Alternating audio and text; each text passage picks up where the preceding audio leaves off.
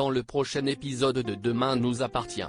Tandis que Martin meurt d'une crise cardiaque, Lisa rencontre Simon Leclerc.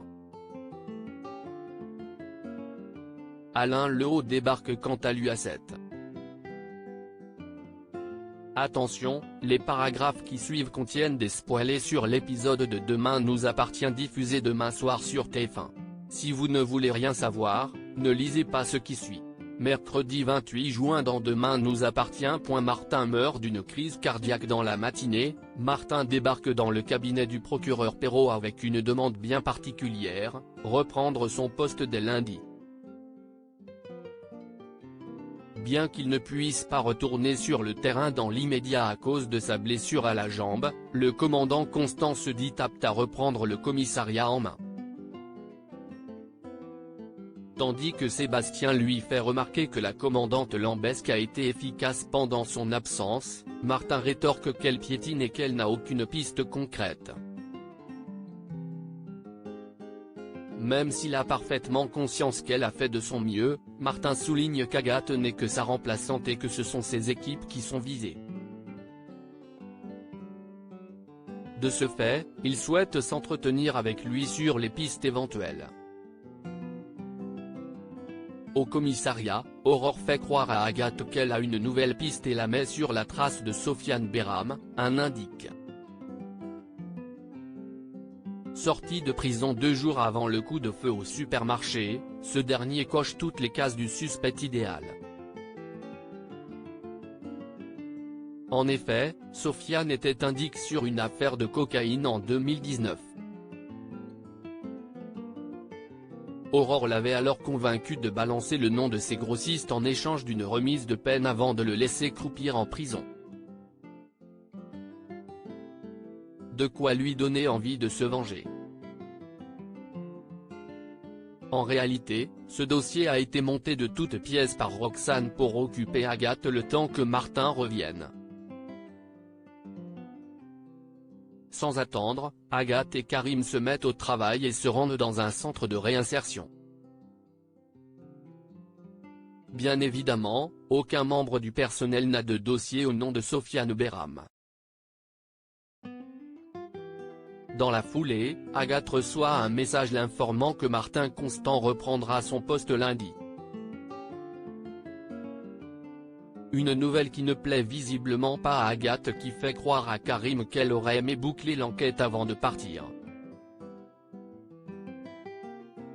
Comme elle craint de devoir quitter Sète dans les 2 prochains jours, Karim assure que sa demande d'affectation finira par être acceptée.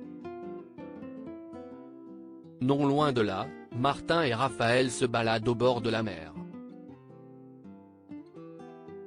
Un moment plein de complicité écourté par un message d'Agathe qui propose à Martin de passer le voir pour faire un point sur l'enquête en cours avant son retour au commissariat. Martin lui donne donc rendez-vous chez lui. Après avoir discuté de l'affaire, il lui offre un café. Ne pouvant pas se déplacer, c'est Agathe qui s'occupe des boissons. Au passage, elle en profite pour mettre de la drogue dans sa tasse. Quelques minutes plus tard, Agathe apprend au commandant Constant qu'elle a demandé sa mutation à Sète. Au cours de la discussion, le policier commence à se sentir mal. Agathe l'enjoint alors à rester assis et à se reposer avant de partir. Au moment où Martin se lève pour tenter de récupérer son téléphone, il perd connaissance. La nuit tombée, Nordine est à l'hôpital Saint-Clair lorsqu'il appelle Karim pour lui annoncer une terrible nouvelle. Plus tôt dans la journée, Martin a fait une crise cardiaque chez lui. Les médecins ont fait tout ce qu'ils pouvaient pour le sauver mais il est malheureusement décédé. Une fois qu'il a raccroché, le capitaine Saïd, qui est au commissariat, raconte à ses collègues que Martin est mort. Lisa rencontre Simon Leclerc que Victoire, Lisa, Morgane et Sandrine se prélassent au bord de la piscine. L'occasion parfaite pour questionner Lisa sur sa vie sentimentale. Pendant la conversation, Sandrine reçoit un message qui semble la perturber. Tandis que Morgane cherche à savoir ce qu'il se passe, Sandrine esquive et se montre froide. Plus tard, Lisa se rend à l'hôpital sous un faux prétexte. En effet, elle fait croire qu'elle souffre de démangeaison au niveau de sa cicatrice uniquement pour revoir le docteur Leclerc. Malheureusement, elle enchaîne les bourdes, ce qui amuse le médecin. La consultation terminée, Aaron et Lisa se dirigent vers la sortie de l'hôpital lorsqu'ils croisent Simon, venu déjeuner avec son frère. Si l'avocat se montre sous le charme, ce n'est visiblement pas le cas de Lisa.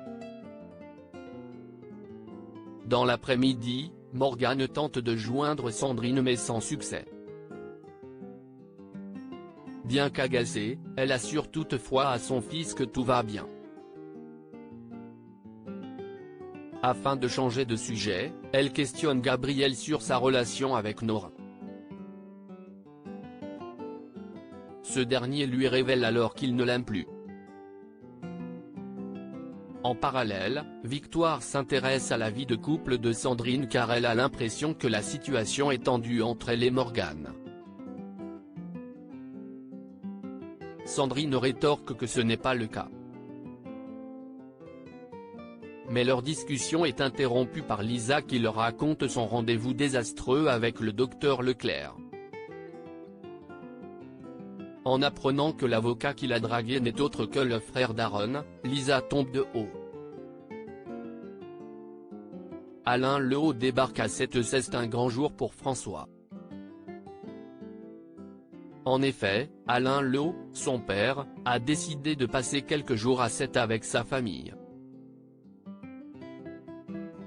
C'est donc avec Adam que le professeur de français le récupère à la gare. Et autant dire que les retrouvailles sont particulièrement chaleureuses. Toute la famille se rend ensuite à la Paillote pour déjeuner. L'occasion pour Alain d'offrir à Charlie une soie espagnole peinte à la main pour la remercier de l'accueillir chez elle. Touchée, la jeune femme le remercie. Au cours du déjeuner, Adam et Alain découvrent qu'ils ont une passion commune pour la photo.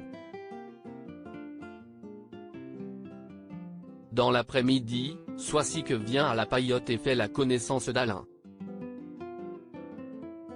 Sans perdre une seconde, le docteur Vernet se présente comme la seule et unique femme de François. Alain l'invite donc à se joindre à eux puis demande l'addition à Charlie.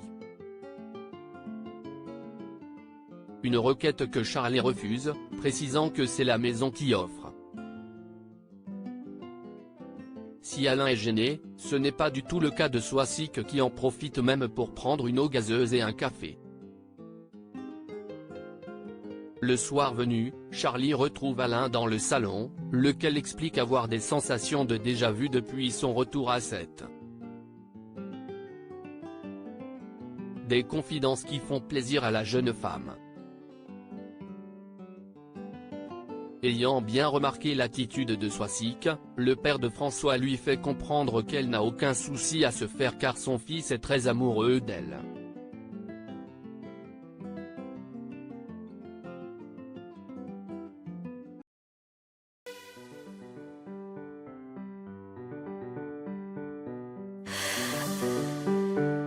The